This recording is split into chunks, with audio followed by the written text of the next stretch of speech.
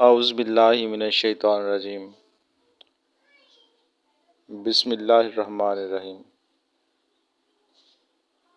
Golden light 93 YouTube channel में तमाम दोस्तों को अस्सलाम वालेकुम।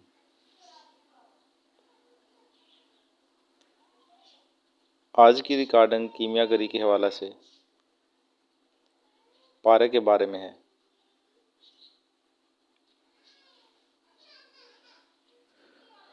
पारे के बगैर कीमियागरी बहुत अधूरी है। इसके लिए मुसफ़ा और भूखा पारा,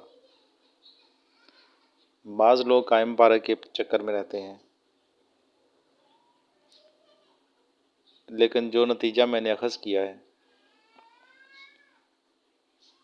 उसके मुताबिक पारे का साफ़ और भूखा होना बस इतना ही ज़रूरी है। पारे को कायम करना और फिर उससे काम लेना ये हर किसी के बस की बात नहीं, लेकिन मुसफ़ा और भूखा पारा इससे कुछ ना कुछ हासिल किया जा सकता है और तकरीबन हर बंदा कर सकता है अगर वो समझ बूझ के साथ काम ले।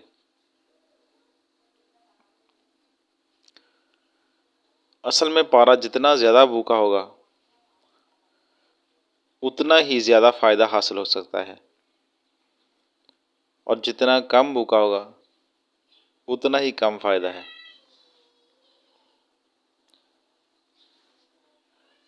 मैं भी इसी तलाश में रहता हूँ कि ज़्यादा से ज़्यादा पारा भूखा मिल सके।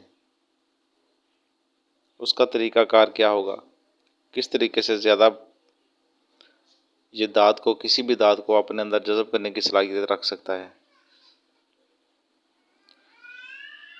अगर 1 तोला पारा 3 से 4 ग्राम तक सोने या चांदी के तुख़म को अपने अंदर जज़ब कर सके और वो ऐसा भूखा हो कि जिसे हम दाँत खिलाने के बाद कपड़े में से अगर निचोड़ें तो सारी दाँत भी लिक्विड बनकर पारे के साथ निकल जाए। अगर इस मियार का पारा बन जाए और वो 3 से 4 ग्राम तक अपने अंदर दाँत को जज़ब करने की सलाहियत रखता हो तो ये सबसे बेहतरीन है। बहुत अफसोस के साथ कहना पड़ता है कि मेरे पास ऐसा पारा नहीं है। ज़्यादा से ज़्यादा 1 से 1.5 ग्राम तक मैं दाँत जज़ब करा सकता हूँ, इससे ज़्यादा भूखा पारा मेरे पास नहीं है। अगर किसी दोस्त के तजर्बे में हो और आज़मूदा हो 3 से 4 ग्राम तक कोई दाँत उसके अंदर जज़ब हो सके और पारा लिक्विड हालत में रहे, हमें कायम पारे की ज़रूरत नहीं है, सिर्फ भूखे पारे की ज़रूरत है जो किसी भी दाँत को अपने अंदर जज़ब करने की सलाहियत रखता हो।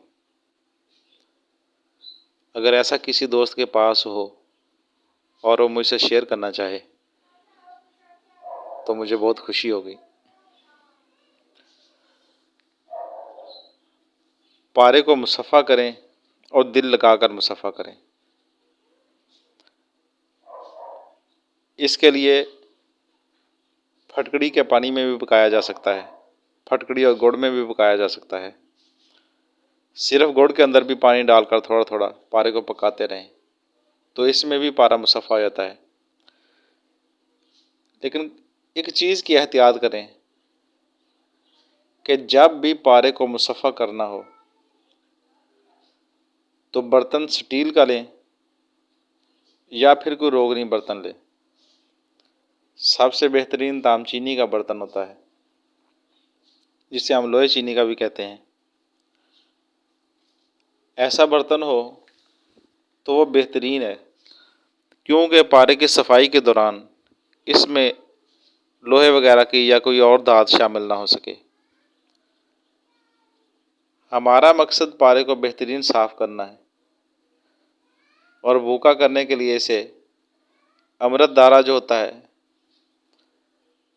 कपूर, 7 अजवैन, 7 पुदीना, बाज़ लोग तेज़ाब नमक में भी पारे को भूखा करते हैं, बाज़ लोग बूटियों से करते हैं।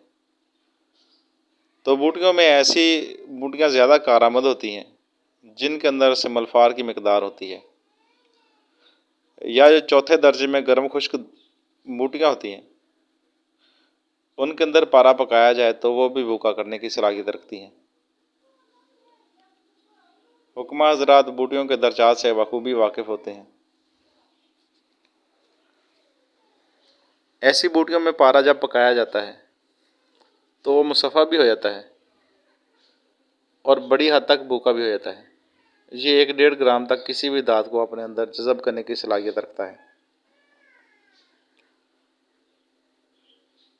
पारे को भूखा करें और मुसफ़ा करें। अब इसे जो भी तुख़म देंगे तो ये वही सूरत इख्तियार करेगा। तुख़म देने के बाद फिर आगे का जो अमल है वो कीमिया के हिसाब से उसको मुकम्मल करने की कोशिश करेंगे तो ज़रूर कुछ ना कुछ हासिल हो जाएगा। सबसे पहली बात, पारा मुसफ़ा और पारा भूखा होना चाहिए। एक बार फिर रिक्वेस्ट करता हूँ, अगर किसी के पास 3 से 4 ग्राम तक पारा भूखा जो किसी दाँत को अपने अंदर जज़ब करने की सलाहियत रखता हो, अगर ऐसा कोई पारा किसी के पास हो, मुझे कायम पारे की ज़रूरत नहीं, ना ही तेज़ाबी पारे की ज़रूरत है, सिर्फ भूखे पारे की ज़रूरत है। अगर ऐसा किसी के पास हो तो वो मेरे व्हाट्सएप के नंबर पर मुझसे रब्ता कर सकता है, या कमेंट में अगर रब्ता करके बताना चाहे तो वो बता सकता है। कमेंट में अगर आप इज़हार करेंगे तो तमाम दोस्त भी इससे फ़ायदा उठा सकते हैं। अस्सलामु अलैकुम।